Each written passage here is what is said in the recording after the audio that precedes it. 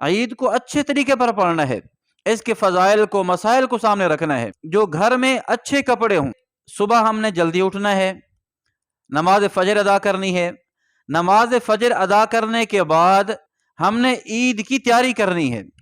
عید کی تیاری کے اندر سب سے پہلے مسواک کرنا، مسواک کریں گے، مسواک کرنے کے بعد غسل کرنا، غسل مستحب ہے۔ عید والے دن حضور اکرم صلی اللہ علیہ وسلم صحابہ کرام کو عید والے دن غسل کرنے کا حکم دیتے، سنت ہے تو غسل کرنا۔ غسل کرنے کے بعد جو گھر میں اچھے کپڑے ہوں، نئے کپڑے ہوں تو ٹھیک ہے، نئے کپڑے شرط نہیں ہے۔ اچھا، بعض لوگ عید کے لیے نئے کپڑے شرط لگاتے ہیں کہ اگر نئے کپڑے ہم نہیں لیں گے تو ہماری عید نہیں ہوگی، حالانکہ یہ جہالت کی باتیں ہیں، ایسی کوئی بات نہیں ہے شریعت میں۔ شریعت اتنا کسی کو قید نہیں کرتی اعمال میں، تو لہذا جو کپڑے میسر ہوں، اچھے ہوں، وہ پہننا، نئے کپڑوں کی کوئی قید نہیں ہے۔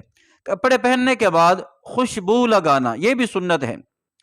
اب ہم نے تیاری کر لی، تیاری کرنے کے بعد عیدگاہ کی طرف پیدل چلنا اور ایک راستے سے جانا، یعنی کہ ایک راستہ ہم متعین کر لیں کہ اگر دو راستے ہیں، ایک راستے سے جانا، عید کے بعد پھر دوسرے راستے سے آنا۔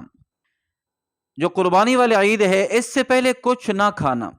اگر کوئی بندہ جس نے قربانی کرنی ہو تو بہتر یہ ہے کہ وہ قربانی کا گوشت سب سے پہلے کھائے۔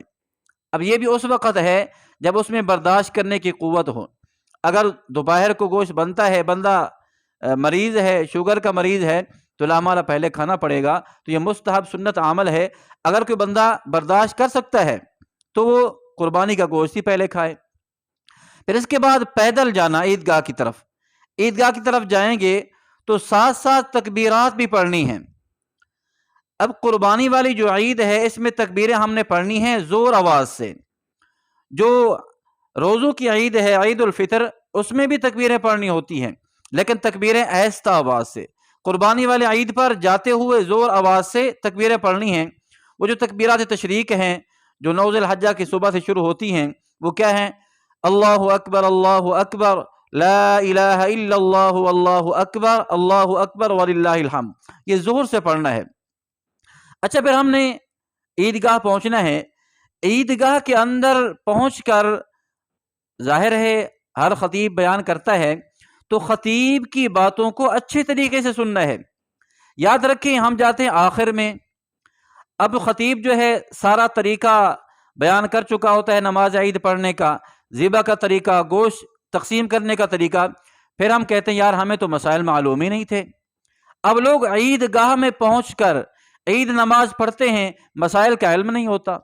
اب عید میں غلطیاں کرتے ہیں، تکبیرات میں، تو یہ بہتر نہیں ہے۔ تو اس لیے سارے مسائل ہم پہلے سیکھ لیں اور تیاری کر کے عیدگاہ میں جائیں۔